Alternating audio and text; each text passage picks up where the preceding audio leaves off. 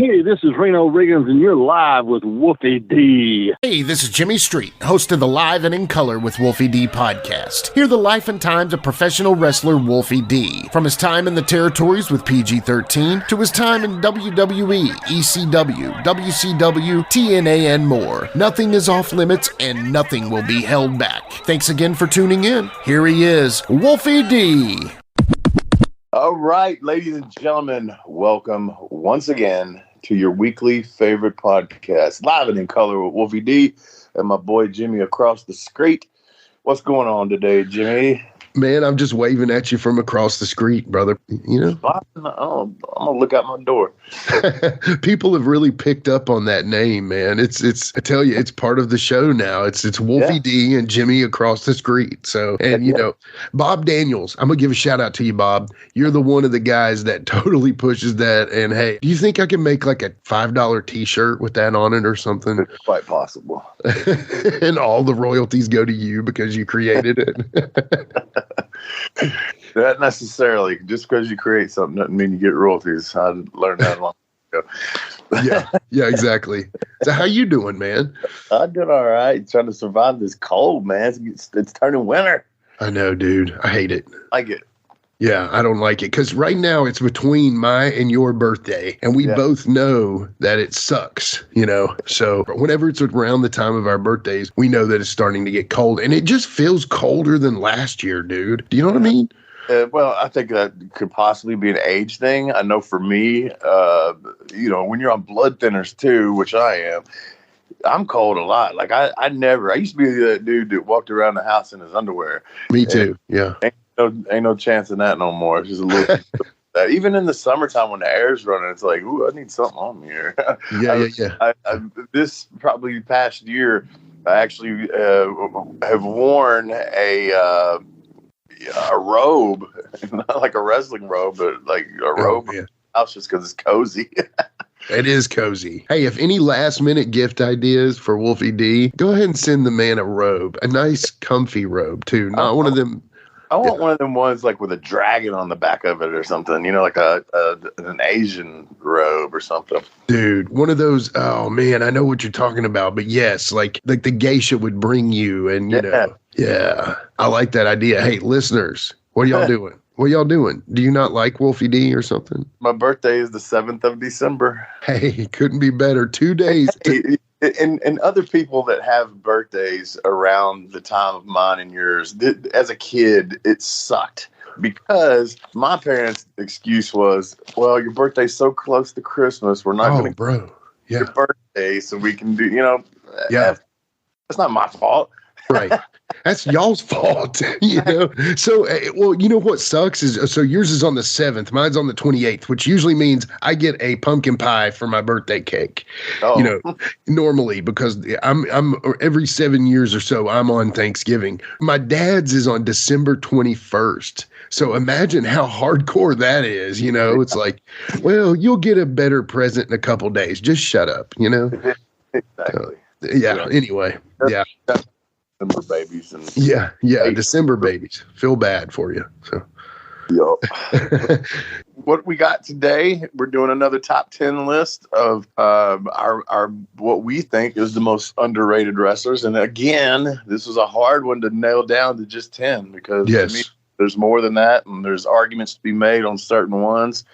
And I'm sure we'll get into that. But well, let me say this. This is one that I really enjoyed the idea of. And, you know, of course, we love our top 10s. First of all, it's just something that we can kind of dig into our fandom as. But here's the thing. The more I think about it, the more I think ours is going to be very different because you are a worker. You made your living as a worker, as a wrestler. I never made a living from the business. So my little toe tip in the business of the indies, you know, was just to fulfill a fantasy essentially of mine to be a wrestling manager. But in the long term of things, I'm still just what you would consider a fan. And so that's what's going to be cool is I think our lists are going to be so different because it's coming from the perspective of a guy who had a 30-year career and a guy who had no career, you know? So it'll be fun, man. I'm excited. The new church watch along is doing awesome. Thank y'all for that. Very happy with the results. Joe Gomez did great too. So very happy about that. So, keep on listening, y'all. It means a lot. Hey, one more thing. Yeah. Don't forget, go to our YouTube page, Live and in Color with Wolfie D. Now you can go on there, just like all of our social medias, at Live Wolfie D. Follow, subscribe, like, do all that, comment. All that is so important. If we get to 1,000 subscribers on our YouTube, I'm going to start dropping our episodes on YouTube as well. So some of y'all say, hey, I really want to hear this on YouTube. It's easier for me on YouTube. Go subscribe on YouTube. If we get to 1,000 subscribers, I'm going to start dropping the show every week on there as well. Okay. So anyway, I know that's a lot, but it's where it's got to be for us, So anyway, now, Wolfie, why don't we take a break? All right. And we'll be right back after these messages. With threats to our nation waiting around every corner, adaptability is more important than ever. When conditions change without notice, quick strategic thinking is crucial. And with obstacles consistently impending, determination is essential in overcoming them. It's this willingness, decisiveness, and resilience that sets Marines apart. With our fighting spirit, we don't just fight battles, we win them. Marines are the constant our nation counts on to fight the unknown. And through adaptable problem solving, we do just that. Learn more at marines.com. Hey folks, to get your official Live It in Color with Wolfie D merchandise, go to prowrestlingtees.com/live Wolfie D. Check it out.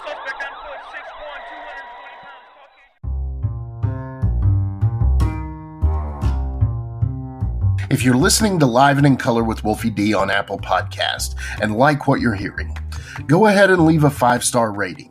And while you're at it, write a review. Tell us what you liked. Tell us what you'd like to hear in the future. It's very important to us and always appreciated. Thanks again. All right, we're back, and we are ready to do our top 10 lists. I love doing these most underrated wrestlers in our opinions. And, I kind of had told Jimmy, hey, look, this is kind of the way I'm thinking of this, because we had mentioned a couple of names. No, we try not to give our lists away to each other, but just so that we're kind of on the same page as far as what qualifies the person as whatever we're doing. We kind of, what are you thinking? I think we got some differences on this one more than we have the other ones, just because I'm not going to say who, but there was a name thrown out, and I was like, well, but he's too successful, Yeah. So success has a thing to do with this, in my opinion, because how can you be that, successful and be underrated at the same time? I don't, I kind of get what you were saying on the person we were talking about, but anyway, sure. Spoil all that. Who's going to go first this time? I think you go first, and then I'll go first at the break. How's that sound? Does that work? Yeah. All right.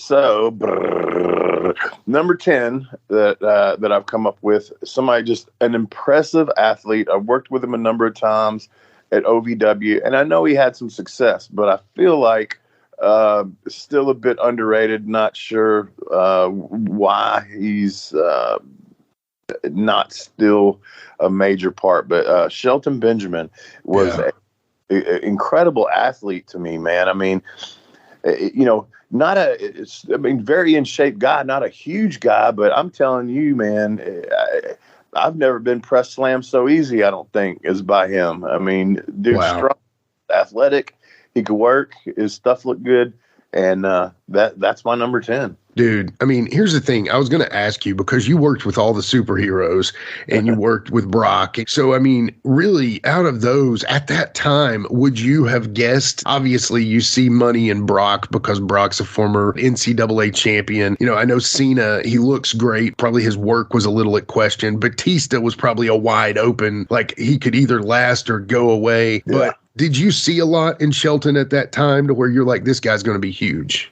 Nah, I don't want to say I said that, but I mean, I knew he was a great talent. I didn't know what was going to happen to him after that. You don't know you could just throw it up in the air on anybody, really, because sure.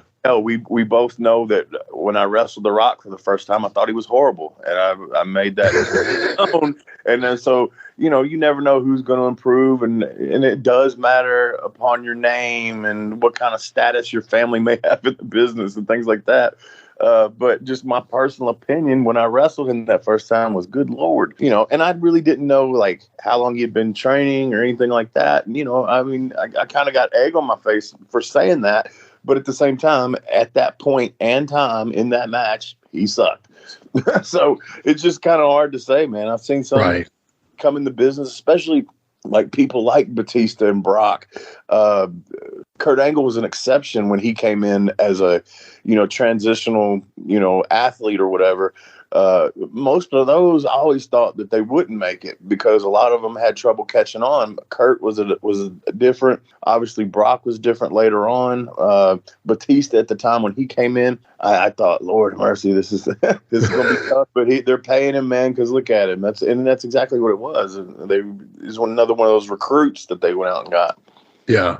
Yeah, that makes sense. I mean, to me, Shelton is highly underrated. I couldn't agree more. The one thing I'll say, felt like Shelton, I don't know, they put him in that tag team with Charlie Haas. Nothing wrong with that. But I feel like because I've heard he's got a pretty good, attitude in the back too, so yeah. Anyway, I don't know. Who knows why he hasn't, but that's a great one. So my top 10 is, again, I feel like it's going to be different than yours, but also my top 10 are kind of like the woulda, coulda, shouldas, what might have been kind of guys. But also, I just feel like this number 10. Now, I don't know your personal feelings about him, and maybe you never really hung out with this guy, but his name is synonymous with being the bad partner, the tag team partner that didn't have it, basically. Yeah. If you've heard a million times, okay, this guy's this guy. So my number 10 is Marty Jannetty. I had a feeling that's where you were going. Yeah, I feel like it sucks that his name is synonymous with a negative connotation of a tag team partner because honestly, dude, he was the better partner for years before Shawn. Yeah, and he was good, and probably the thing that hurt Marty the most was just the way Marty is, and I don't know Marty personally. I do not. Gotcha. I met him once. I don't know. Never worked with him, but I agree with what you're saying. He's a hell of a wrestler, but we also know there's some wild sides to him, and some just not just a wild side, but just some shit. You're like, what? you know? Yeah. I'd say that probably played a part in it, although I don't know that firsthand. Is it true that there are many countries that will not allow him and Jamie Dundee in the country at the same time? Wouldn't doubt it. I can't imagine that. Now, that's a tag team. Throw those two guys together. Would they last a week? Not as a tag team. I'm talking as humans. Yeah. I don't know. That would be a wild combination. Yeah, that would be. But anyway, yeah, Marty, Marty always kind of was like the Robert Gibson to the Shawn's Ricky Morton. But at the same time, dude, Marty was such a worker, I feel like. Plus, his promos were fiery. They weren't they were a little cliche, like, let me tell you something, brother, rock and roll, strut and stroll, that kind of stuff. But at the same time, that's kind of what he was from. That's his legacy, Right. That's where he came from. And, Shawn couldn't really talk on the microphone at that time as well. So I don't know. Maybe Shawn took more from Marty than we know, but at the same time, maybe it just took Shawn longer to flourish. Like Marty was a little more ready at that time. But then you break him up and then boom. I just hate that his name is a negative connotation because I feel like during that time, he was the go guy. He was the one that could really go. So I don't know. But I agree. Great tag team. Yeah. Absolutely. All right, so here's my number 9, which is another tag team wrestler, but in my mind, he's more of a singles guy. And again, he had success, some very good success in WWE, but I don't think that people really understand how good he was. Brian Christopher, Too Sexy, Grandmaster Sexy, whatever. Brian was... when your dad's Jerry Lawler, I'm not sure how you can be bad, but he had a great mind for everything. He'd come up with some just good stuff, especially when his mind was clicking and in the right place. And I know, again, that was a situation where sometimes his mind wasn't in the right place, and some of his troubles and his demons overshadowed his work.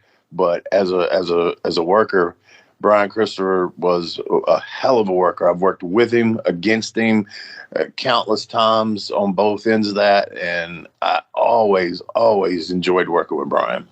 Yeah. Yeah. Dude, I mean, I feel like that guy is one of the most underrated because he really could have been more. And that's kind of what I see there is he could have been so much more. Like I remember him wearing the leopard tights or those tights when he was, he was too cool or was it too sexy? What did he wore too sexy. Yeah. I just feel like he was maybe if he were a foot taller, bro, can you imagine? I mean, Yeah, I mean that's another thing when you're going to WWE, you're going to the land of the giants, and then also he had the, I think people. He was a lot like Jamie in the fact that hell he brought up in the business. His dad was a Memphis legend, and so you go up there and people are expecting you to be one way when to him it was just another day at the office, just another show, I think, and I think Jamie was the same way. Right. He had been around all these guys when they were coming up, and so he didn't feel the need to, kiss anybody's ass or change the way he was. He was still him, and I think that was part of Brian too, because Brian could come across as cocky as hell, and then also, his dad had heat with so many of the guys that were on top up there.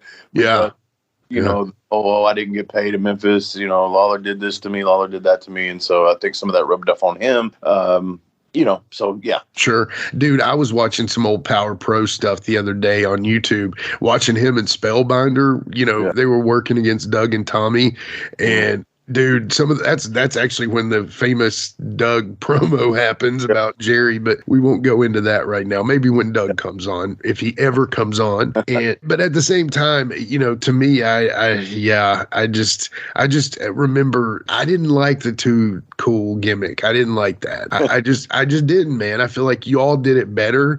You didn't make it goofy. Y'all weren't goofy. Because I mean, if you see some white kids in hip hop clothing, it looks kind of goofy, but y'all didn't really come across as goofy unless you wanted to, and I felt like Too Cool was goofy. Hey, I would never say anything bad about any of those three guys because to me, they all three are excellent workers and deserve all the credit they can get. But yeah, Brian Christopher, man, I mean, that's another one. I met him and I knew we were talking in the back at Saw and he was trying to remember somebody, and I'm a bit of a historian, not what I wish I was, but he was trying to remember Jesse James Funk or Jesse Barr, and I said that name, and he was like, "Oh, you know who that is?" And he talked to me the rest of the night, watched what I did out at the ring and everything, and I was just like, "Holy crap, this is my new friend." Yeah, Brian had two sides to him, man, and I've seen them both. One I didn't particularly like very much, and the other one I loved to death, man. And that was just him. And I'm sure some people would say the same thing about me. But Brian was a good dude, man. And I miss him, honestly. That's my number 9. Yeah, that's a great number 9. So my number 9, again, you're going to argue with this because he did have a bit of a run, but to me, I think.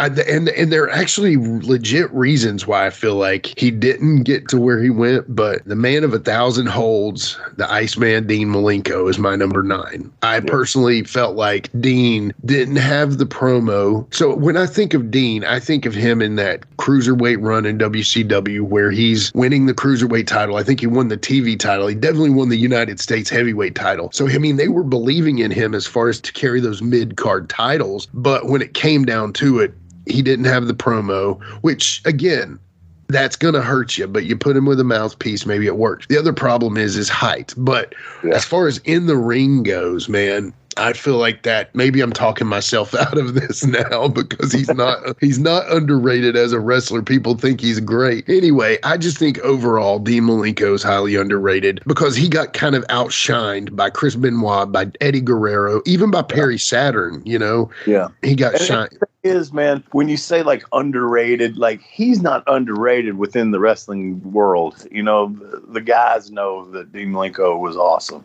Totally. And I think what you're saying is just, the mainstream public or whatever doesn't know enough about him. And that's why I consider him underrated. And I see where you're coming from. I mean, he did have a lot of success. His name is tagged with success and, hell of a worker. But I do see where you're coming from. because it's almost unfathomable that, the word on the marquee says wrestling, and when you got somebody that's as good at it as he is and still, struggled to get to that point, I guess, the I'm really fucking over point. Yeah. But yeah, not underrated within the business, but maybe underrated as far as, kids knowing his name or anything like that. I try to look at that sometimes because I have one in the house. It's a huge wrestling fan. So I do try to look at, okay, if I was that age and I see what they're liking, and believe me, they like stuff that I'm just like, how can you even watch that? Yeah, I know. But yeah. It's a different generation and things. So, yeah. Yeah. No, dude, I think you said what I was trying to say. So there's nothing more. I love Dean Malenko. He was always one of my favorites. He also looked like my buddy's dad. And we always said, is your dad Dean Malenko? And his dad was really quiet. And we always just said that was his dad. Is a long-time joke. Anyway. I can't remember where it was, man. But you say like his height and just his look, in everyday garb, okay, just walking down the street. Like when I lived in Tampa, obviously he's from there. And one day, I can't remember where it was, but it was one of those things where I passed him. And then in my head, I'm like, who is that? That's Dean Malenko. But, obviously I'm not going to go back in and, hey, man, I just passed him. And then I remember asking somebody, because I didn't know for sure at that point. I was like, does Malenko live around here? Because I could have swore I saw him today. Like, yeah. So yeah. He did. He just looked like, a science teacher. Yeah, a normal dude walking into wherever it was I was walking out of. I can't remember. But well, that's my argument about Demolition and the Road Warriors, right? You're scared of the Road Warriors without the makeup, but now again, Bill Eadie, I mean, they could whip my ass. Barry Dorso could tear me up. I'm not, but it's just that funny thing that Dean Malenko kind of has too. But anyway, go ahead, brother. All right, so my number 8 is actually one of the first people I remember seeing live and in color at the fairgrounds versus Bill Dundee. I really liked this guy, Terry Taylor. Okay. Now, a lot of people remember the Red Rooster. And that was just, I don't know the story behind that or why they did that to him or whatever. And then, he was an agent in some different places. And once I met him, I felt like I just felt like he didn't like me, and I don't know why. I really don't, man. He was an agent on one of my TNA matches, and I knew what he was telling me to do. I'd been in the business long enough. This wasn't a case of I didn't want to listen to a veteran. It was just a case of I'm pretty sure this was not a tag team match. I had a singles match that night. I'm thinking, okay, this is my time to do this, and he was wanting me to really, and those were pay-per-views every week. And he was advising me kind of towards a non-pay-per-view style match, want me to slow it down too much. And I'm not going to say I went against what he said, but I didn't do what he asked me. And I mean, it's not like he came to me afterwards or anything, because I had a good match, but I just felt like after that, purposefully he was, and he might not have been. And I feel like he remembered me from WCW when me and Jamie had a small run there, and I'm not sure what the deal was, but it just didn't feel right to me, and I kind of went against what he was asking me to do. I don't know if that got heat with him, but like I said, even before that, I just felt like this guy is not wanting me to succeed, or he don't understand what my deal is or something. I don't know, man. So anyway, he's still in my top 10 because he was a hell of a worker. Oh, dude. My favorite era of him is with that York Foundation, man. I loved when he was in that. And then, Terry Runnels had the computer. I think that York Foundation, Richard Morton, Thomas Rich. I mean, dude, I thought it was highly underrated. I actually have a T-shirt of the York Foundation. That's how much of a goofy mark I am. But anyway, tell me this, man. All right, so I think I've heard Bruce Pritchard try to downplay this. But do you remember back in the day when Ric Flair would get color and it would go up the middle, like a red stripe would go up the middle of his hair. Okay. Yeah. So Terry Taylor comes to the WWF. I think at this time, Ric Flair had already turned them down about coming in or whatever. And I almost feel like the Red Rooster is a rib on Ric Flair because if you think about it, he struts to the ring, does the little, and then he wears a sequin jacket, or even at one time he was wearing like the official Olivia robe, and he had the blonde hair and he had the red trunks and the red boots, and then that red streak up the middle of his hair. I almost feel like that was a rib on Ric Flair. Do you see any merit in that whatsoever? Just knowing the wrestling business, absolutely. I mean, yeah. Yes, that could very much be a thing. I have no idea whether it is or not, but you could be onto something. I'm just thinking, man, knowing the wrestling business and knowing, the way that Vince McMahon does things. I mean, he put Dusty in polka dots, so.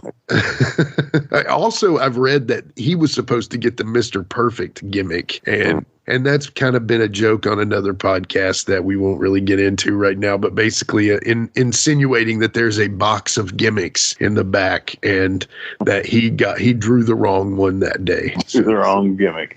Yeah, whatever. Well, hey, I'm going to go to my number 8 if that's cool. So yeah. All right, so my number 8, I know you're a huge fan of his, but I feel like out of all the body guys, he is the least talked about, and I feel like the dude is underrated kind of in the same way that Dean Malenko is Hercules Hernandez. I feel like Hercules wasn't the worker that he could have been, but he was a better worker than the Warrior. I'm just saying.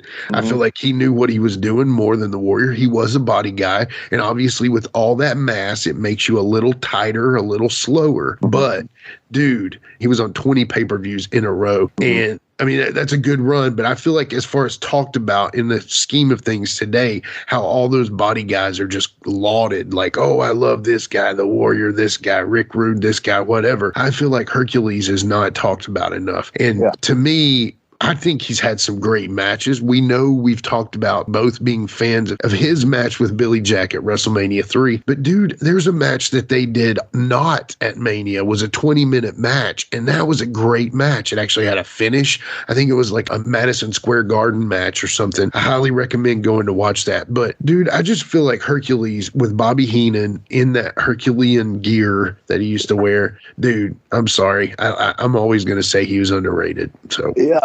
I mean, I agree, but at the same time, like you said, I mean, how can you say that somebody's underrated if they had 20 pay-per-views under their belt in a row, right? And memorable matches, and I mean, he was on the, he was one of the first LJN figures. I mean, right. He was known. He may not be known to a lot of the people today.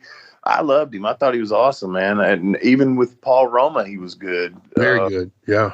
And so, yeah, I mean, I'm going to see where you're coming from, and I'm not arguing the fact, but I'm not arguing it. I'm not. I get it. Like he had a good run, man. And, not everybody's going to be the number one on top guy. I don't care how good you are at each aspect of your game. It just doesn't happen that way. And the cards are going to fall where they may. And so, and I don't know anything about, again, you always have to look at their personal stuff, how they were. And I don't really know that about him. He was before my time. So, and I'm not one to go watch all this stuff and find out who didn't like him and what he all this kind of stuff. But, I get it. I thought he was a heck of a performer, and maybe you're right. You can always kind of sway my opinion, but I do feel like in the scheme of things, especially as far as known today, the guy's incredibly underrated. And honestly, people just think of him as this slow moving body guy, and I just don't think that's true. Yeah, I don't think that either. I would love to have seen what he could have done with the Ultimate Warrior gimmick. Not to say it would have been the same. I'm just saying put a rocket on him like that for a minute. Yeah. Anyway, what's your number 7, brother? Yeah. 7. And this guy's kind of, from what I'm seeing on social media, he's kind of had a bit of a rebirth. And for someone of his age, it's nice to see. But it's George South. Yes. Yeah. George South, man, he can go with anybody. And I may have told this story before, but I'm telling it again. Dutch Mantell ran a show in Maryville, Tennessee. It was to create awareness for the tragedy that happened in his life with his granddaughter. And George was on the show. I was on the show. And it was I want to say it was like a high school gym. It was packed out, though. But George, I think he worked King Shane Williams. And George went to the ring, and he had the people in the palm of his hands from the time he walked out to the time he left. He milked, and this is in, 2000, probably, I don't know. I want to say somewhere around 2010, possibly. Yeah. Or no, maybe not even that late. Man, I apologize. I can't remember the date, but it was somewhere in the 2000s anyway. And he milked, pulling his jacket off. Back in the day, I've seen a lot of guys do that, but we're talking, in the 2000s, and this dude is milking, taking his jacket off. These people are going ape shit because he won't take his damn jacket off, and he keeps putting it back on and going to take it off, put it back on. And that's when I really, watching him live and seeing that, I was like, man, this dude is good, man. So not only just his stuff in ring, but just little shit like that not everybody can pull off. Yeah, no, you're exactly right. And the man made a gimmick out of pulling his jacket off, and it's that old school Ribera style jacket. It might even be a Ribera jacket. By the way, Doug Gilbert's the first person I've ever seen wear a Ribera jacket in person. So, once again, Doug, why aren't you on the show? But anyway, George, yeah, dude, peeling that jacket off, like literally, he is a master. Now, what I remember about George is I would see him on Crockett, okay, and he would be growing his hair all out, and then he would get his hair shaved off, okay, and then he would show up on WWE TV, and then Brutus the Barber would cut his hair off. The dude probably had his hair cut, and I think I read this in an interview of his or heard it, and he's like, man, I didn't even pay for no haircuts because I was getting them free from the company, Dude, that guy is a worker. He is a great worker. He's trained some great people. He is just that classic mid-Atlantic gimmicked up. I mean, just loving the business. I mean, dude, he's just amazing. And yeah, you're right. George South is highly underrated. And even if he were overrated, he would still be underrated. Does that make sense? Yeah. So, yeah, I love George. Well, so my number 7, I feel like is very similar. And this may be where you and I hit on a double one here. So I've been thinking about this. I even changed it. I had originally one on here, then I had another one on here, and then I really thought about it, and I said, there's no way this guy can't be on our list. He is a guest of ours. He was on a show recently, actually, one of our higher shows. It was actually, one of the more surprising shows that got some great numbers. Not that he doesn't deserve this, but on episode 65, we had Reno Riggins, and I feel like Reno, if you ask the guys like Shawn Michaels, like Ric Flair, if you ask the guys like Bret Hart, and you say, hey man, what did you think of Reno Riggins? There is zero of those guys are going to say, hey, that guy couldn't work. Well, he should have never been there, Right. Yeah. What the people don't understand, the more uneducated to the wrestling business, I'll call it, is, you see him just because he got beat all the time, but his timing, and then there's those that have not seen him. They haven't seen him work besides getting beat. They've not seen him in like the capacity that I've seen him in or worked with him in. And he is a great wrestler. And I'm just going to go ahead and say this because that's my number 6. And we're just going to go ahead and skip through that. I like it. Yeah. That's my next one coming out. So we're kind of on the same page as far as where we even put him on our list. Yeah. But man, his timing was great. Everything. Yeah, Reno could go. Reno had he was so good on the microphone. If anybody taught me anything from a perspective of one-on-one about microphone skills, I mean, dude, if you'd have thought about it, Reno could have easily been one of those top managers too. You know what I'm saying? Like, let's just say he decided like, okay, he's in WWF and they're like, hey, Reno, we love your work. Your work's stellar. Thank you so much for putting your, but we feel like you're not quite big enough to be a big main eventer, but with your mic skills, which we never get to showcase, you could actually be a great manager. And he could have been, I mean, I don't want to put him on the Bobby Heenan level, but he could have been on that level had they put that, you know, on him. But anyway, Reno was so good in the ring, and yeah. Quite possible.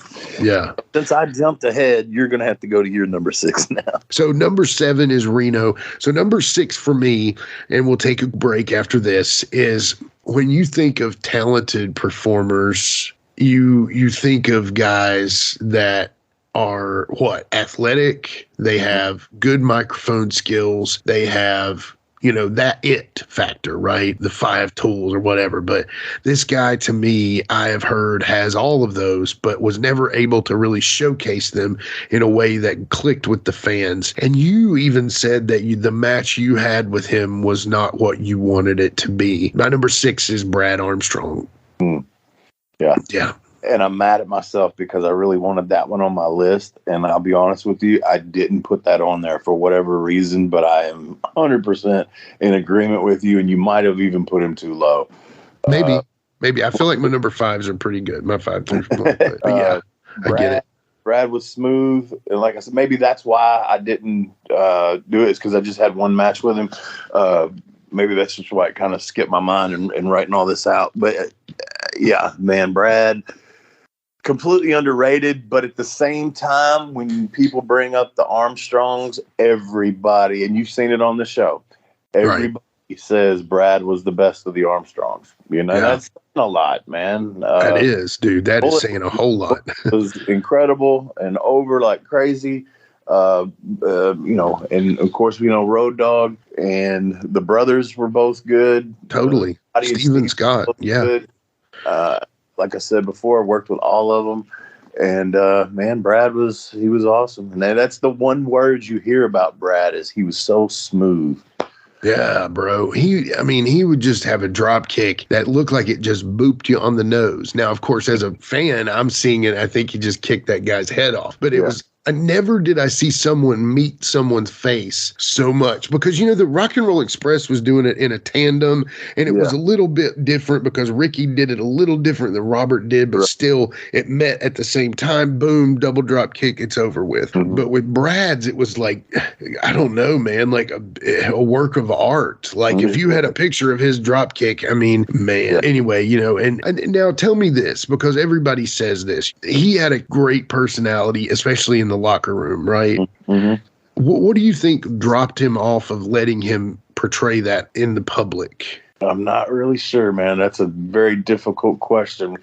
Again, I wasn't around in those days when I could say, okay, so this was the issue or he had issue with this. But the one thing I will say, and I do not know if this has anything to do with it, but man, just the Armstrong family in general, if you crossed them, they didn't give a shit who you were, what position you were in. It just wasn't a good thing to do, was to cross the Armstrong. So I don't know if there was ever any kind of, you know, stuff like that. You know what I mean? Sure. That makes sense because there's got to be something that he didn't. I mean, but he stuck around forever. He did. He did. And things, and they tried different gimmicks. And I'm just not sure, you know, maybe one day we can ask Road Dogg, you know, what he thought. But I don't know, man. For a guy to be that good, you can't figure out something for him. I mean, right.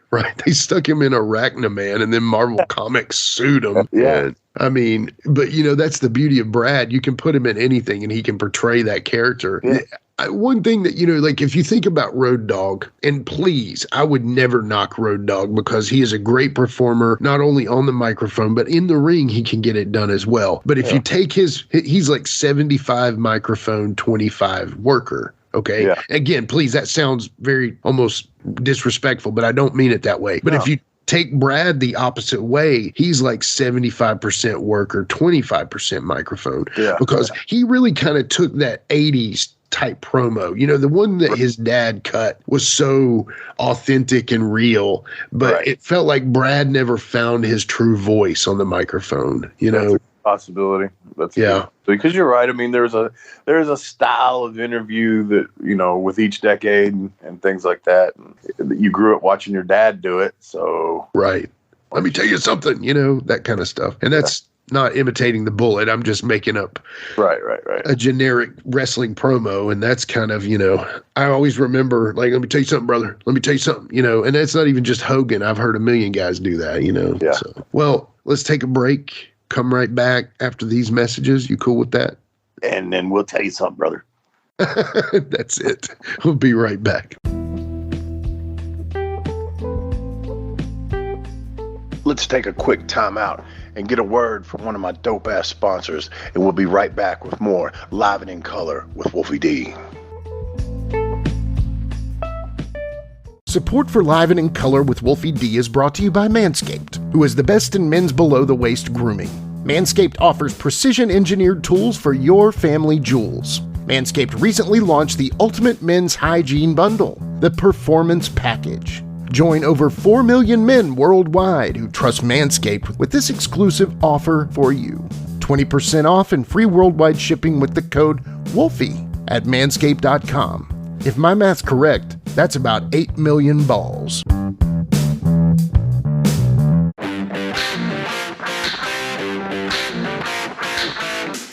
Hey folks, this is Wolfie D here, and if you are looking to buy or sell a home in Tennessee or Southern Kentucky, you're going to want to call my buddy, the rock star realtor, Benji Bowie. And you say, Wolfie, how do I get in touch with this rock star? Well, you can call him directly at 615-390-8216. You can go to his website, bowiehomes.com. That's B-U-I-E homes.com. Or you can email him at benbowie34@gmail.com. When you need a home, you need the Rockstar Realtor.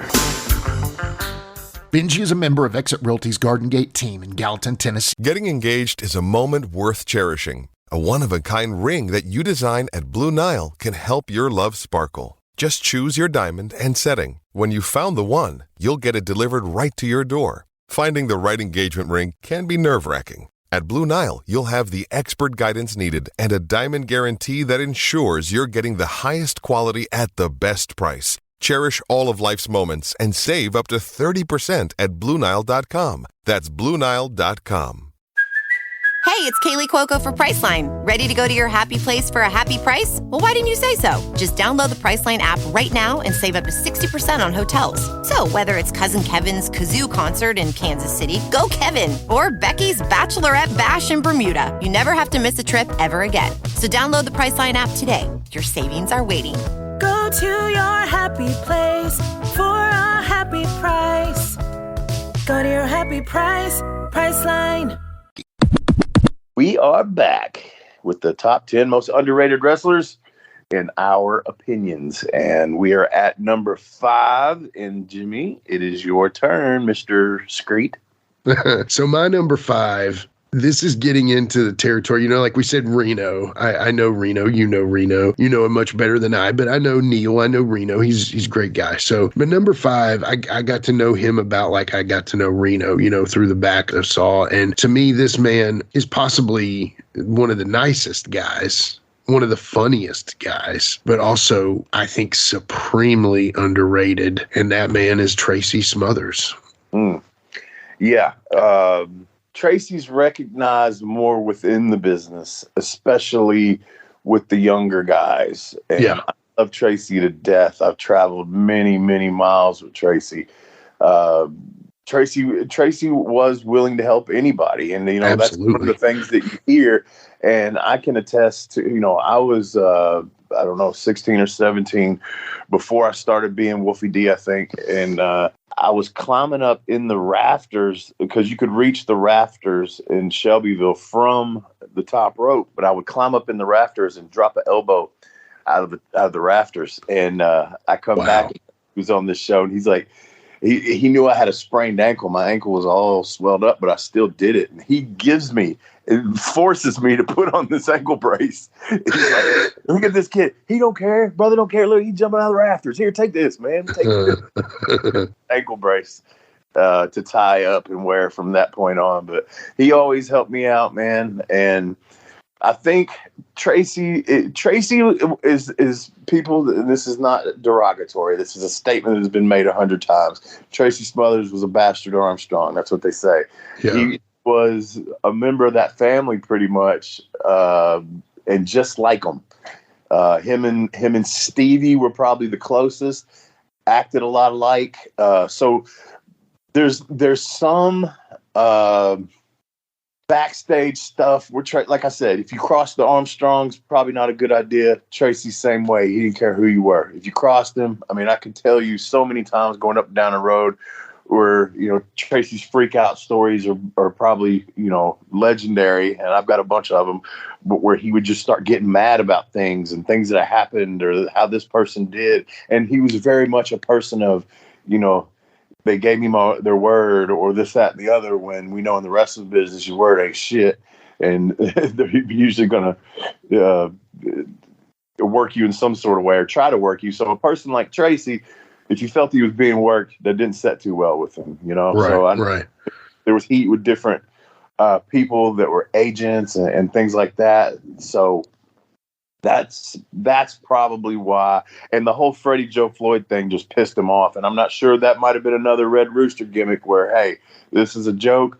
Let's see how he handles it. And he didn't, and just when they tried to make Tony Anthony a plumber, right? It was like goofy gimmicks like that. You try to put that on an old school guy who's not really. I'm not saying he didn't want to play ball. He also didn't want to be humiliated at the same time. Which is fair, bro. I mean, you think at that point, because it was basically the end of Smoky Mountain, right? And then all those guys show up in the Fed, and you've got the Goon. You think of Wild Bill Irwin as a hockey player. Now, I know he can probably skate, but my God, the Goon. Also, like you said, Tony Anthony, that dude is the dirty white boy. I know that he was a nightmare. I know he did other things, but to me, he is dirty white boy. I'm sorry. Tracy Smothers, why make him Freddie Joe Floyd? I think you're right. It had to have been to see what he was going to respond with, because if he responded well, who knows? He could have been around. But then also, what's funny to me is he didn't respond well to the Freddie Joe Floyd, but then he goes to ECW and pretends he's Italian. Yeah. But at least he was getting wins and they were giving him a push, what he deserved. You're exactly right. So nothing wrong with that. I'm just saying it's funny, anyway. But yeah, Tracy to me is highly underrated. I got to manage him twice. On the third occasion, I didn't get to manage him, and get this. He came up to me, said, "Brother, we working together tonight?" And I said, "Man, I'm managing Rob Conway. I'm managing Tyson Dean and another guy, and they're both champions for the NWA, so I have to manage them." And he was like, "Okay." And then another guy managed him who had been around longer than me, but wasn't as good. Let's just say that. Yeah. And I think he messed up a few spots, and Tracy was not happy, and I felt really bad. And that was my last opportunity to manage him, and I should have said, "Forget you, Rob." I got so many funny Tracy stories, but one in that kind of thing. We did a show up around Knoxville for this dude. Terry Landell. I think he's passed away now. A lot of people had heat with Terry, but Tracy had a bunch of promoters like that most people hated, but they booked Tracy no matter what. You know what I mean? Yeah, you could always go to him for booking, and that was kind of the deal there. And I can't remember if Tracy got me on it, for a booking or whatever. Well, my youngest son, his mother was with me, and she ain't never been in the ring, anything like that, every day in her life. And so this is an outdoor show. We dressed in a tent and blah, blah, blah. He's like, "Hey, man, I need your girl to run down and throw you a chain," and blah, blah, blah. And I'm like, "Tracy, she don't work." Blah, blah, blah. And so he's like trying to convince me that it's this simple. All she has to do is take this chain when we do, I think, a ref bump or something, and pitch it from the ground into the ring. I believe into my hands. I'm not sure how it was supposed to go, but yeah, she overshoots the whole ring, and it goes flying to the other side of the ring. I had to skid out real quick, grab it, and skid back in. But then after all that, we're telling him she's never worked. She doesn't want to. She doesn't even want to do this. Blah, blah, blah. He comes back. Girl, what happened? What'd you do? Start trying to get onto her. I'm like, Tracy, we told you she don't fucking work, man. Oh, that's funny, dude. Oh my God, that's hilarious. Oh man, I love Tracy. My favorite quote of his of all time is he looked out in the crowd one time and there weren't very many people there, and he said, "Well, boys, if they riot, we can take them." We got the book. Yeah. Yeah, that's awesome. I love it. All Go right, ahead. my number 5. You're number 5, brother. Yeah. My number 5 we've had on here. Extremely creative person. And a really good worker, man. Sin Bodie. Yeah. I think that for the stuff that he does on social media, the little videos that he puts out, I mean, he does all this himself, plus makes those figures. He's just a really creative dude. And for them not to use him in a little bit better way when he came up there, again, I don't know whether the Kids Arnie thing was a joke or not, or whatever, but you got to understand too that I don't think it was, I can't remember the time frame, but he had been involved with one of Jerry Lawler's ex-girlfriends, and you got to wonder, did that have anything to do with it? It's always that kind of shit in wrestling. So, dude, I mean, and Lawler was tore up about her for a while, was he not? Yeah, man. I mean, yeah, and for good reason. I mean, if you love somebody and they just trash your heart, that makes sense why you would, and I think Lawler, he's a Sagittarius like us. Actually, Lawler and Dutch Mantell are born on the same day. They were born a day after me. So I'm the 28th, the 29th, you're December 7th. So we're all sensitive, artistic type. Yeah. We get our feelings hurt sometimes, but we also hurt feelings. you know? So that's just the way we are. But anyway, I don't really know much about horoscopes. So if I just messed all that up about Sagittarius, but I just know this from my perspective and from what I've heard about Wolfie. And I feel like probably the King is very similar in that when he loves somebody, he's like 100%, Yeah. So. Oh, yeah. Nothing wrong with that. But yeah, it's crazy, man, because you think little stuff like that, it's got to be tough to, because I mean, his Sin Bodie's talent alone, if it were just based on his talent and ability to talk, dude, he's a top. I mean, he's a top guy, he can do it all. And he also had good friends, Edge and Christian. They're like his childhood buddies, but exactly. So that even more goes, why didn't this happen? There's something else there, but. Yeah, well, hey, I get it, man. So, but we love you, Sin. You're the man. Come back on soon, brother. Yep. And I think y'all could have been a great tag team given a long stretch. I know y'all were good when you were, but if you would have been given a really long opportunity there, that would have been a killer tag team. Yeah. So, because he has that mic thing like Jamie, you know what I mean? Yeah. Where like Brian Lee doesn't really. Not to say that he can't talk on the mic. I'm just saying. He's not really the mic guy like a Jamie was, Well, Brian's character in the new church didn't fit that. Wouldn't translate with him on the mic. It would a completely different way. Right. And you had Jim too, by the way. So let's not even overlook the fact that you had one of the greatest managers of all time. Yeah. So definitely top 5 easily. So number 4 for me. And this one is where you're going to be like, you're an idiot, Jimmy. Let's just quit recording, stop the podcast. Is there any other co-host out there in the world? So my number 4 is the enforcer, Arn Anderson, man. What? Yeah, I know. So let me explain here. Okay. I think he's a little bit elevated Dean Malenko. I still feel like even though he is so good and so well known, I still feel like in the long run of things, he is really underrated. And I know you're like, dude, he had a great run. He was a 4 horseman. Tell me, you go ahead. I'm going to just shut up. You talk. Well, I mean, his work in the ring is impeccable. I mean, his mic skills, he delivered a different style of interview, but it was all him and it was good. So, yeah, if there's anybody else out there that wants to be a co-host, let me know. You're gonna get DMs for that. I that. see what you're saying, but I mean, I don't know that Arn Anderson is in the realm of the Hulk Hogan's and the Rocks of the household name category, but I'd say he'd be pretty damn close. Well, okay. So, yeah.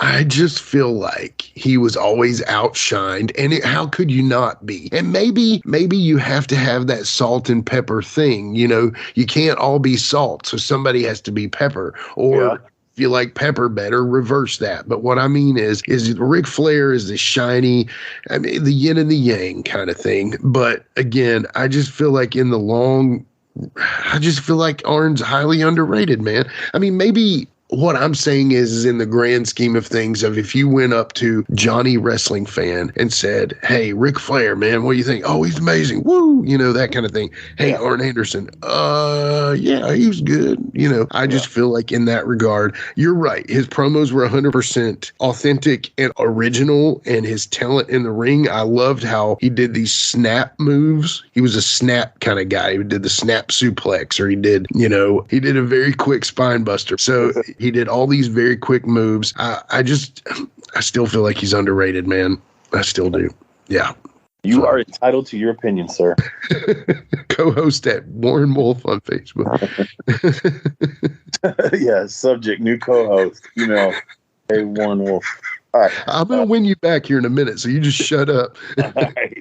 All right, so I'm going to number 4, Elix Skipper. Oh, we talked about him because we watched the match with the new church stuff.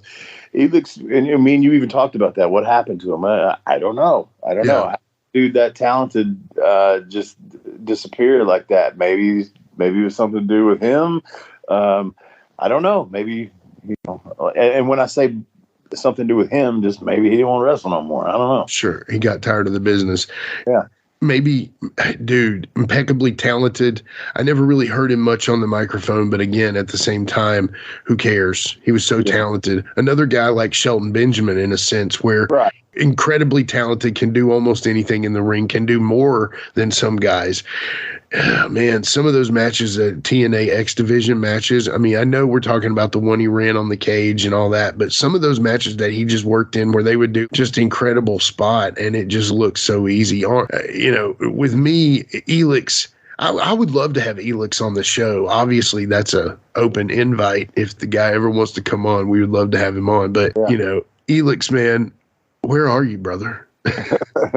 What has happened to Elix Skipper? Yeah, where are you, man? That's my number 4, man. Super talented, and like you said, kind of just dropped off. I'm not sure why. Where'd you go? So, all right, my number 3, again, this is going to be one where you're like, new co-host, but I'm still going to win you back in a minute. So number 3 is, and I feel like he was kind of hidden by his father's shadow and now his brother's shadow, is Dustin Rhodes, man. I think Dustin, to me, is one of my favorite all-time in-ring performers. I think there was a time after he kind of got set straight on things, after he ran the Gold Dust run where he was not living life properly, that kind of thing, where he started to trim down. I feel like at that point, he was one of the best in-ring performers in the world. His timing is impeccable. He does certain things so good that I feel like he just is so underrated. And it's almost impossible for you to say that Jimmy Goldust was well known. He's Dustin Rhodes. I mean,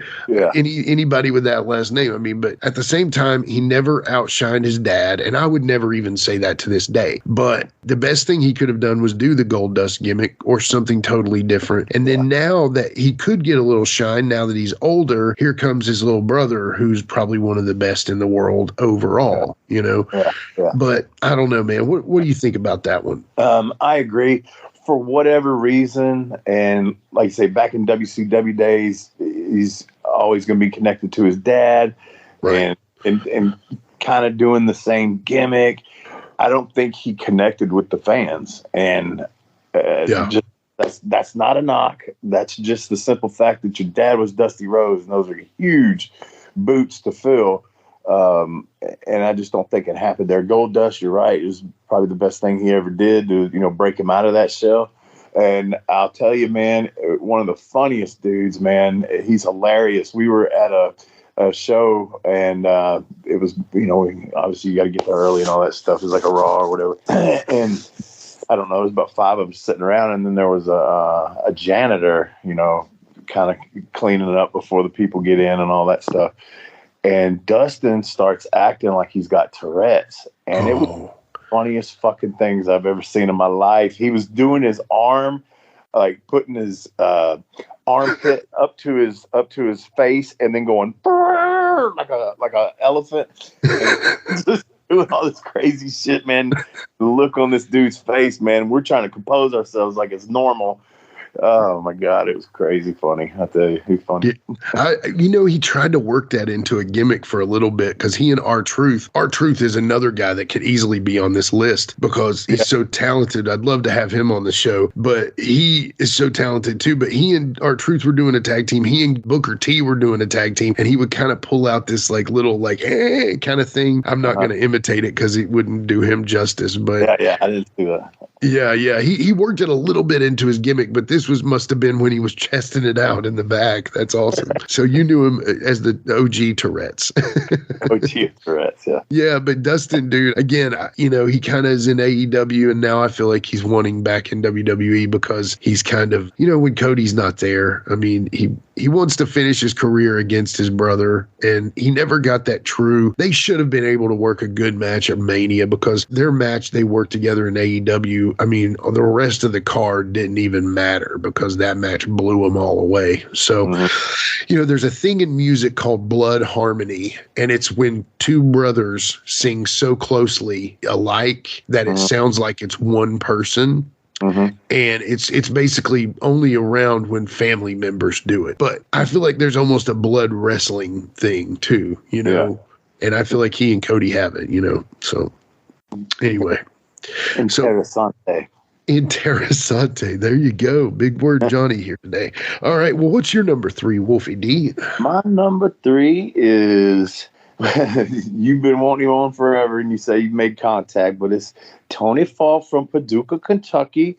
Me and my boy LT, and Jeff Jarrett was going to get me. I was going to be the driver, and Frank Morrell was going to be up there, and Miss Texas, and we was all going to do this big thing with Jeff Jarrett, and he just went off and left us.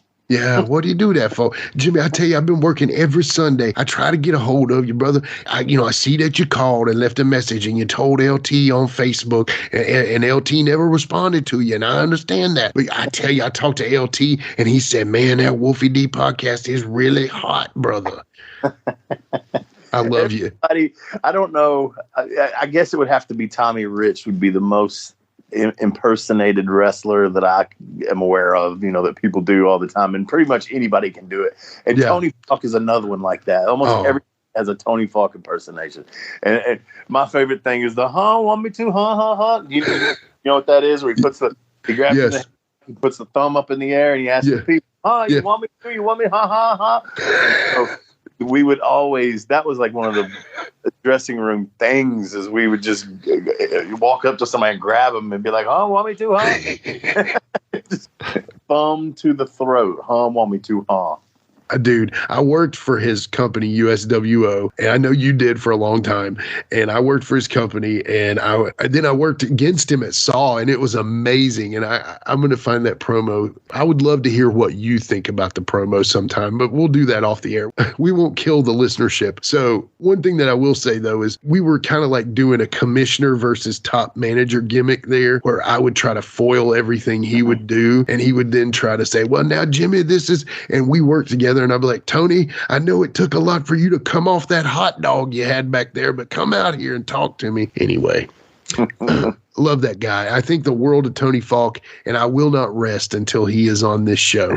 I know Jamie was our number 1. Of course, there's a million other guys, but Tony, to me, I think, is like a Randy Hales. We had to have him on the show, and we're going to have him on. So, and I rode a million miles with Tony, too, and, what a great guy. Tony's another one of those people that there's probably not many people that would say anything bad about him, and if they do, they're probably the goof. But exactly. And he could, aside from what a person he was, we talk about the funniness of it, Tony could work, man. And Tony worked with a lot of the best. Another one of those guys that, the big carpenter word comes into play, and that would be the lead carpenter probably. He can build a house, right? Yeah. I can't, Tony, man, is just so incredible. And I actually am such a fan of his. I actually took him off the list, though, because I felt like some of these guys, and Tony could be the whole list if you wanted. My number 2 is, and only because my number 1 is so much underrated, but my number 2, man, should I say it, Wolfie? Should you? It's them boys from the hood. It's P to the G to the 1 and the 3. Much appreciated, and I think so too. And it's because, to me, timing sort of thing. You got Memphis in the 90s, no internet, only the Memphis people really knew what we had going on. As time went on, you get to WWE, but you're not in the gimmick that got you over. You're still doing sort of the same gimmick, but you're not wrestling because of the size factor at that point in time, which just a year or two later changed.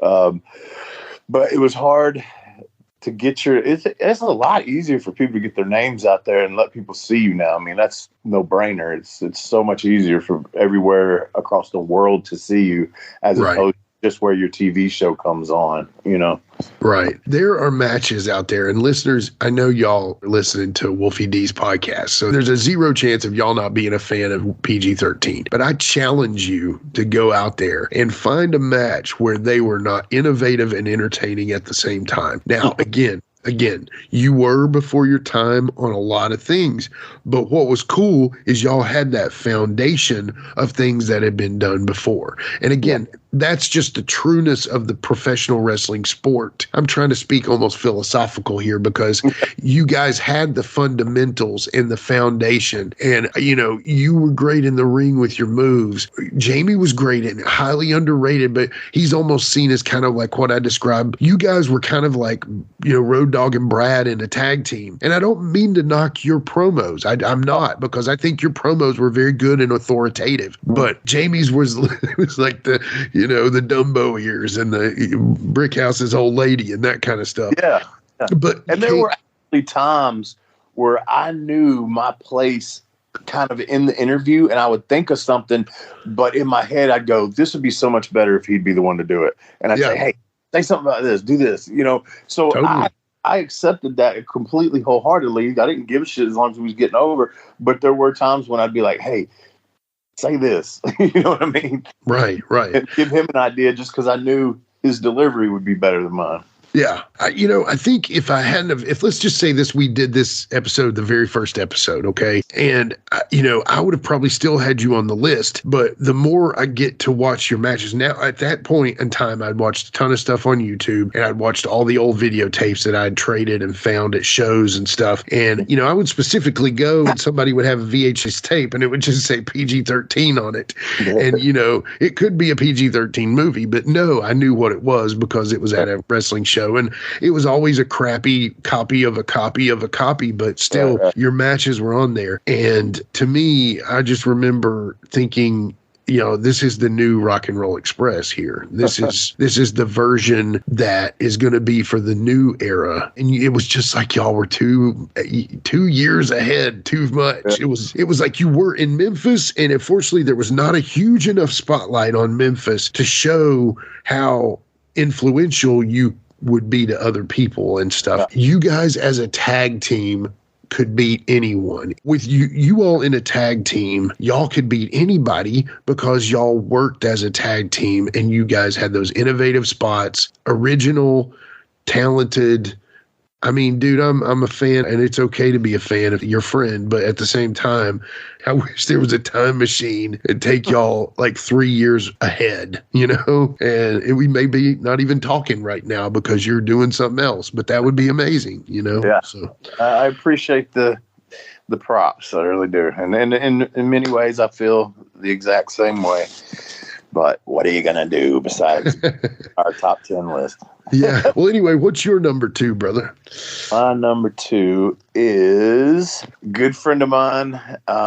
If you watch a lot of his stuff with me, against me, with me, and then watch his Puerto Rico stuff, Flash Flanagan is one of the most underrated wrestlers in my time in the business. Yeah, God, bro, he's one of those guys that you know that name, and you're like, how do I know that name? Oh, I've seen him a million times, but at the same time, it's always like, why has he not done more? Because I can never see a hole in his game other than maybe the microphone stuff. But as far as in the ring, I can never see a hole in his work. Yeah, you know? I mean, out of all the guys, and he helped a lot of guys up there working with him in OVW that we've talked about, Shelton, all those guys, guys.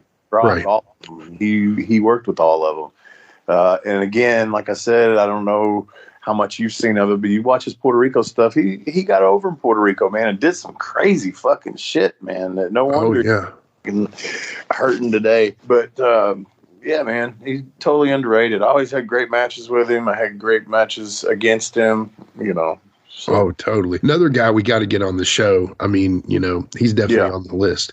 Whenever he wants to come on, Flash, you're always welcome, brother. So, but yeah, dude, to me, what a cool name too, by the way, like Flash Flanagan, you know, I know that's not his shoot name, but still, dude, that's a cool name. I mean, it just sounds like a wrestler. You know what I'm saying? My name for him always was Flash Cut the Shenanigans.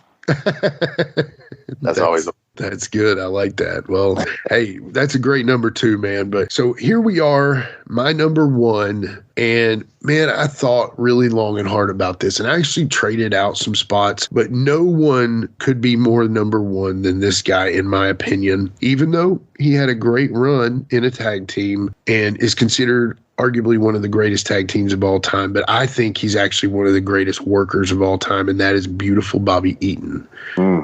And again, I know he had some great success, but there was a time that he was making money at WCW, but he was not being put the way he should have been. And everything they put him in, he did amazingly. And I know he had some demons, as we all do. But to me, Bobby, man, not only nice guy, couldn't really do the promo. You couldn't really count on him for a promo, even though I've heard some Memphis ones that weren't bad.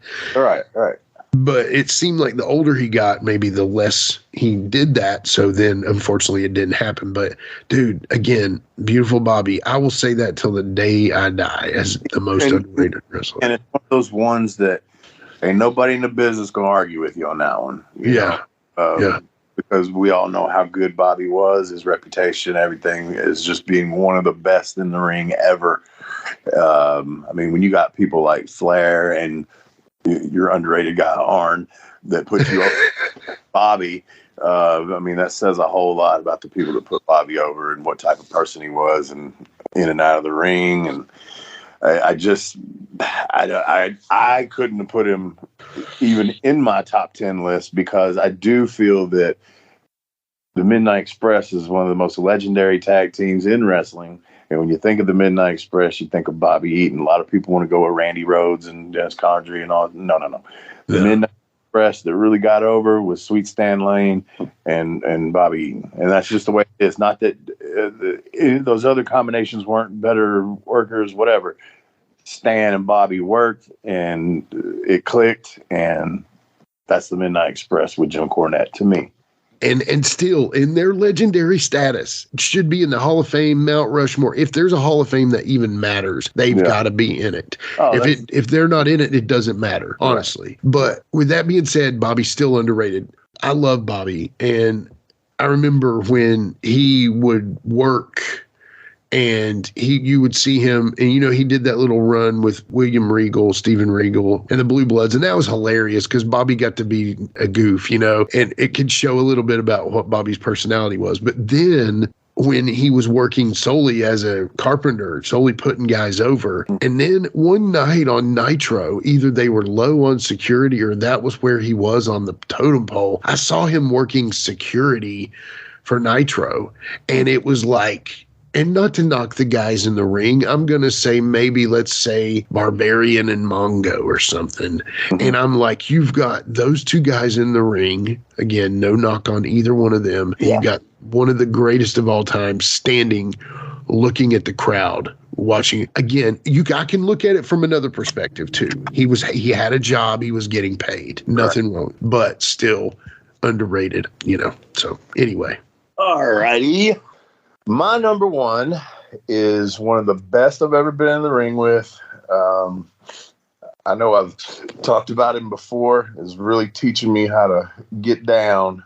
One of the nightmares, and the creator of OVW, Nightmare Danny Davis, is my number one most underrated wrestler, because Danny could go, brother. Yeah. Oh, man. Throw my whole list out the door. If you look up underrated in wrestling in the dictionary, there is an image of Danny Davis, because that guy, man, the first thing is sad that when you say Danny Davis, somebody has to say which one, because of the goofy ref that way. And I'm not knocking him, but he was not Nightmare Danny Davis, man. Oh, man, what a great talent. And I've never seen the guy work live. I would love to have seen him work live. I've seen his recordings several times, but actually watching him work live would have been incredible for sure. Yeah, Danny could go. And I know I said this before, but, man, he really taught me, man. He'd call something, and as you're in the air flying past him, he'd be telling you the next move. So it was just that's the way Bobby was. They say I didn't get to work with Bobby, but guys that could do it like that, man. I'm glad I got to work with people like that, because I could do it like that when needed. The other people later in my career couldn't do what I needed them to do. I told him 20 times before we went out there what we were doing. Yeah. So, to me, if you have Bobby Eaton and you have Danny Davis, you look at those two guys right there, you could actually throw the tag of missed chances in a sense too, because I think that the big companies missed really big opportunities with those two guys, and Danny's another one too, though, that kind of for New York is a size thing. Right. Again, you're right. And there's nothing wrong with that. What I mean by that is that's probably why, like, Bill Dundee, his biggest TV run was being Steven Regal's manservant or whatever, And then even though you say Bill Dundee, and that guy's a legend, of course. Yeah. But if you think of it, his biggest TV run in the grand scheme of large things. But God forbid they have put Danny in something like that, Yeah. But he actually was a manager at one point, if I remember correctly. Somebody might have to fact check me on that one, but I feel like he was a manager at one point in Memphis. Yeah. But you've been out there with Jamie before in a managerial type role, even though you're the tag team partner. Right. That's what makes, and we can talk about managers on another episode. Maybe we'll do the top 10 managers in the future. But anyway, and I challenge all of you listeners, if you've never watched a Danny Davis match, go stop what you're doing if you can and go watch a good match with the Nightmares. Any Danny Davis match that you can find, and just watch how talented that guy was. Yeah. And we'll never know him like you know him, and that's possibly what adds him as an underrated level for you. But again, man, golly, love to have that guy on the show. Hopefully, maybe one day we'll see. But I do have a couple honorable mentions that I wanted to throw at you just to see. Canyon was one. I remember when he came into Memphis, and I don't know, that he just didn't. I don't want to say he rubbed Randy the wrong way, but I don't think Randy saw anything in him. Okay. But Randy sometimes could be very judgmental, depending on where the person came from. Yeah. Because, Randy's all about some Memphis and shit. You know what I mean? And if you weren't really a Memphis guy, he may not have wanted to give you an opportunity. But then there was others that he did. But you know what I mean. And I don't totally.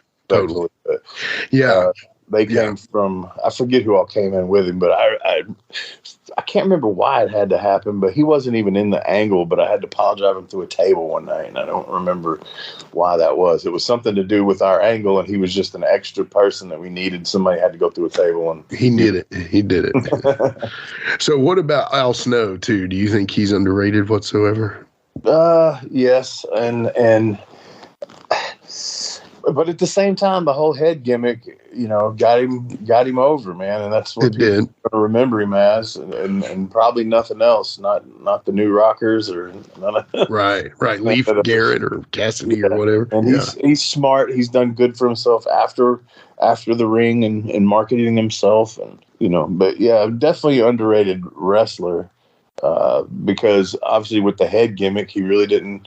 When you get a gimmick like that, I mean, you don't have to do a whole hell of a lot wrestling-wise, That's Not true. To say that he didn't, but what got him over there. Well, that's how it is, man. But I'll say this, on our whole list, everybody's been from the past, you know what I'm saying? Mm-hmm. And because we love wrestling and we love these eras of wrestling. But this next segment, let's bring everybody into the new or the now.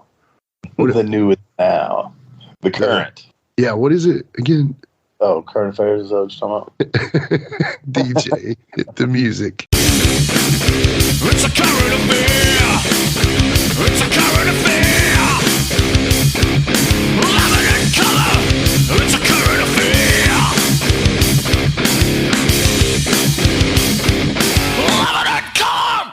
All right, we are back with current affairs, and today I got some ones that are just going to have to be talked about here. And, I was thinking we've had a good long show here. I don't want to really beat a dead horse, but there's some here that we've just got to talk about. In current affairs, the first one is probably one of the most talked about deals going right now is the Peacock Teddy Hart documentary. Wow. I want to hear you speak on this, Wolfie D. The guy's a fucking idiot, man. I'm telling you, I met him in TNA, and me and Kid Cash and his girlfriend Trinity, we went to the gym. I forgot about this part. Cash reminded me of that, but we went to the gym, and he takes his shirt off. You sing in the documentary, you don't ever have a shirt on, right? So he takes his shirt off, and then the people at the gym are like, "Hey, you got to put a shirt back on." He was all blown away that you had to have a shirt on.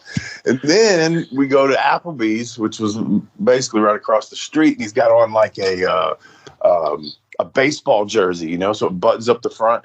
Well, it's completely unbuttoned and hanging off of his shoulders, nipples, everywhere. At Applebee's, Yeah. Yeah. So they tell him to fucking put his shirt on, and he had to throw a fit about that. And I just remember telling Cash, I'm like, this dude's a fucking idiot. I mean, and you're telling me he's related to the Harts? Yeah. Yeah. Which section of the Harts? Because, I mean, this guy's, yeah.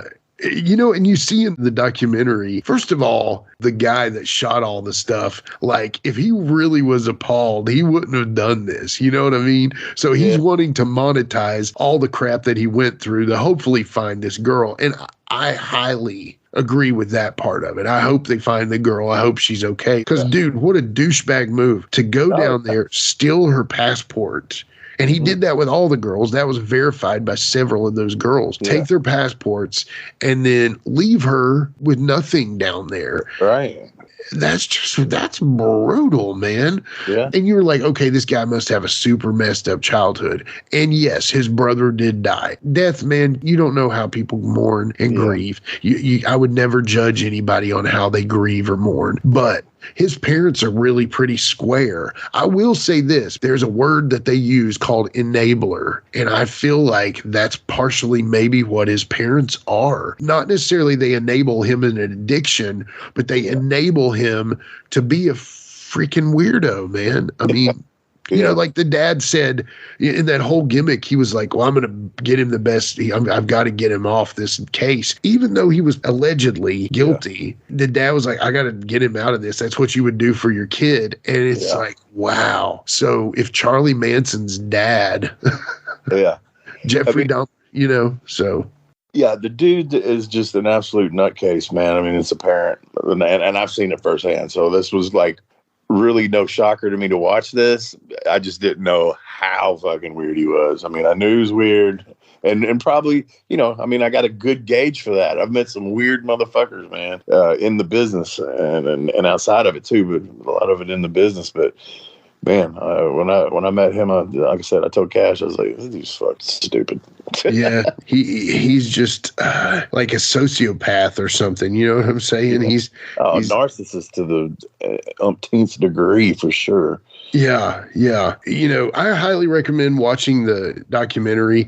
I feel like there's, you know, a little bit of a money grab for the guy that did the thing because he had the footage and he's like, well, I got to monetize this in some way. So he did it, man. Yeah.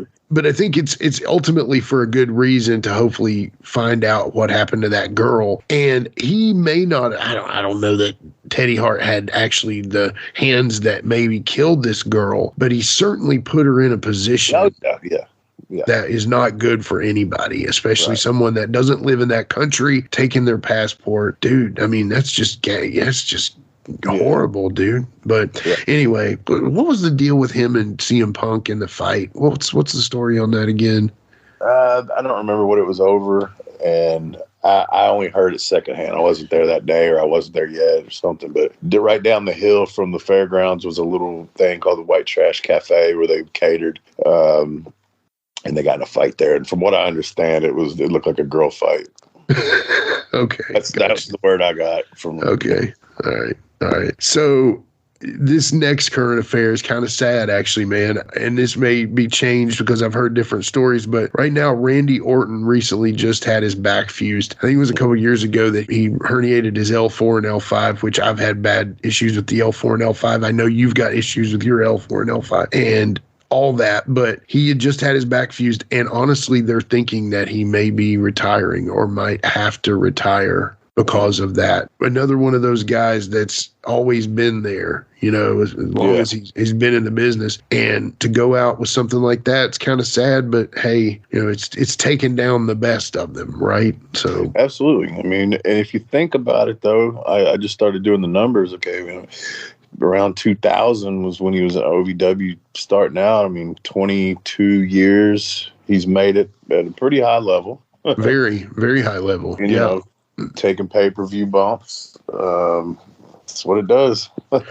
Taking pay-per-view bumps and taking pay-per-view money. So we hopefully know that hopefully he's not hurting. You know, I doubt he's hurting, but not financially. Yeah, not financially, but his back. So we do wish you well, Randy. Did you know him at all while y'all worked together? Very, very little. Was he just a quiet guy, or was just not? I might be considered a quiet guy. Sometimes I kind of hang with the people I'm working with or whatever, you know? Yeah, that makes sense. That, you know, because that's natural. You want to kind of get it. Because I didn't work with him now. I think maybe a few times. Yeah. I mean, what did you see in him, though? Did you feel like he was just like, okay, this guy's got it figured out kind of thing? No? No, and I don't mean that like... I know what you mean. I know what you mean. I didn't look at people in that thing. Okay, is this one going to make it? Is this one going to make it? That's what you're saying. Yeah.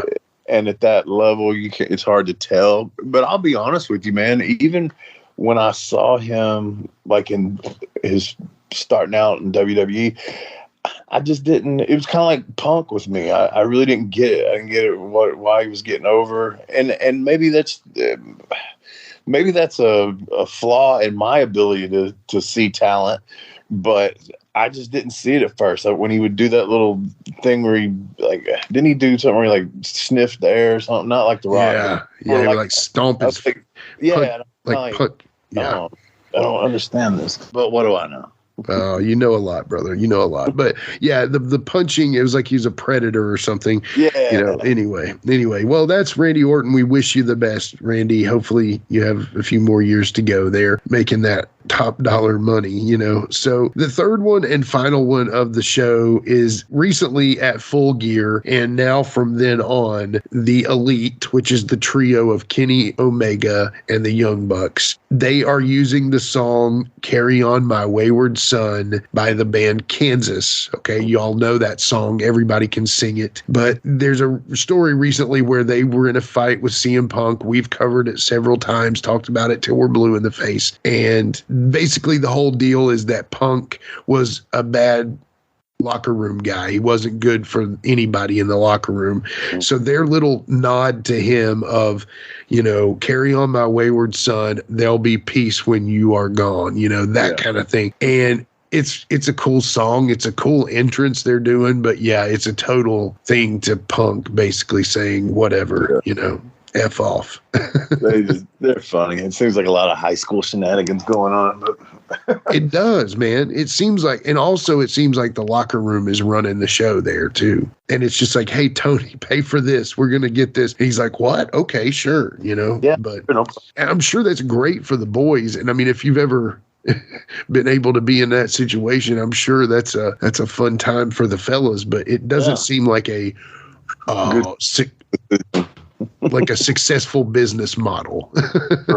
No, it sure does not. But anyway, maybe old Double J can clean things up. We'll see. Hey, yeah, Double J's there. JEFFJARRETT. And let's see how he does. So with that being said, though, that's the end of current affairs. I want to thank y'all listeners for listening so much to us through this year. It's been amazing. We've had numbers that I just can't even fathom, and thank y'all so much for that. So I'm gonna shut up now. Wolfie D, take us out. Well, I mean, if you want to shut up, that's fine. You do what you do.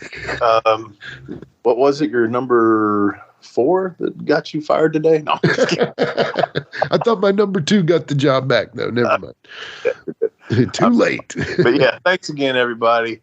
We always have a enjoyable time doing this for y'all. Yeah, knock on wood, we got some really good guests coming up. So yeah. Tune back in next week. We'll see what we got. Keep in touch.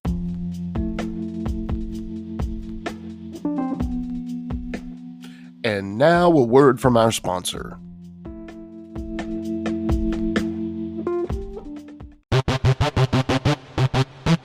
Ladies and gentlemen, welcome to Give Me Back My Pro Wrestling, the podcast that's based on the old school but can still help you find the good stuff from today.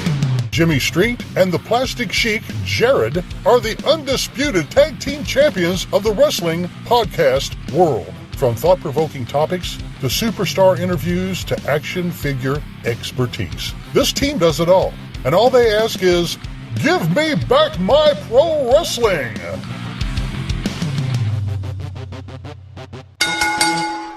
Every other Thursday, wherever you listen to podcasts. That's right, it's the talk of Middle Tennessee, the channel you love to hate and the channel you hate to love. It's Brian Turner from Brian Turner's VHS Rehab. And if you're looking for matches from Wolfie D to Jerry Lawler to Dusty Rhodes and the team that put a pimp before your eyes and a goatee between your thighs, Booty Call and Athena, go to lostwrestling.com. See, I made it easy for you. Brian Turner's VHS Rehab. Booyah.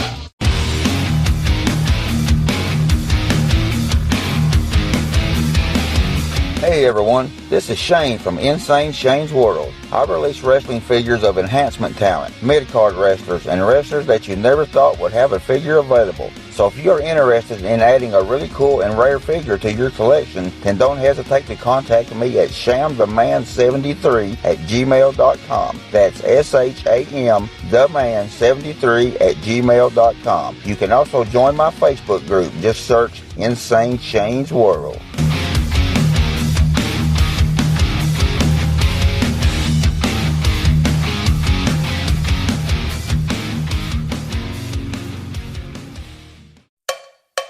If you're a fan of rock music, I'd really appreciate it if you took a moment to check out my podcast. It's called the Decibel Geek Podcast. We've been doing it for about 10 years now. We talk about Kiss. We talk about Ozzy. We talk about Motley Crue and Guns N' Roses and Metallica. We talk about all the legends from the 60s and on, up to brand new bands that you should be hearing about today that you're not going to hear on the radio. It's Decibel Geek. Wherever you find your podcasts, you'll find us there. If you love rock and roll, I can almost guarantee you're going to love my show.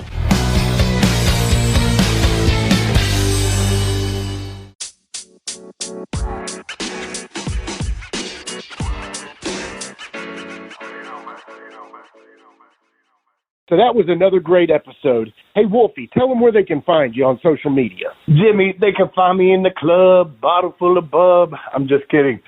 They can find me on Facebook.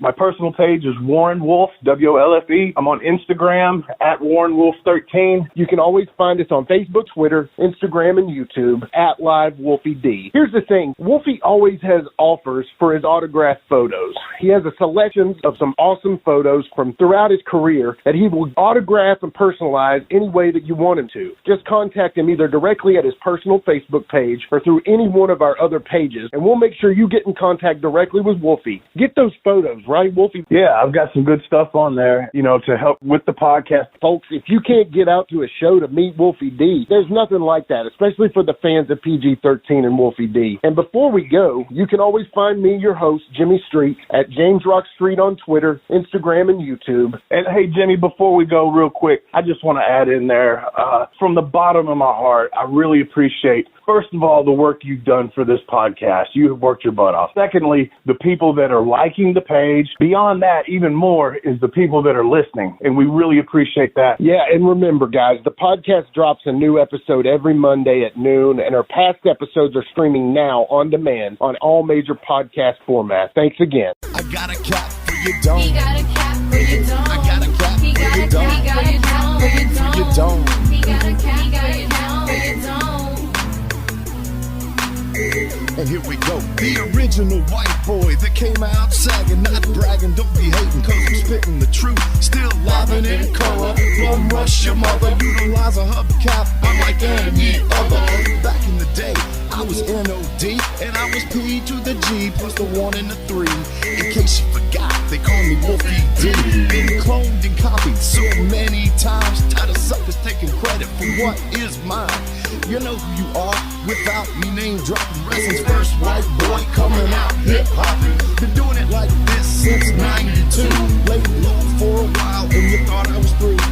Listen real close to these rhymes that I've injected. This shit's so sick it makes your ears get infected. Mad skills, no faking, there is no one great. Cause I'm bringing more folks than Obi-Wan or Vader. Not here to play games, so you better beware. You don't like me, so what? I really don't care. Like time I keep ticking and I can't be stopped. You sucker step to the side unless you wanna get dropped. With my finish, I'll straight knock you out. Please allow me to tell you what it's all about. I'm gonna wind it up, then I'm driving it home. It's Wolfie D, baby. I got a cap for your dome. I got a cap for your dome. We got a cap for your dome. We got a cap for your dome. This has been a James Rock Street production.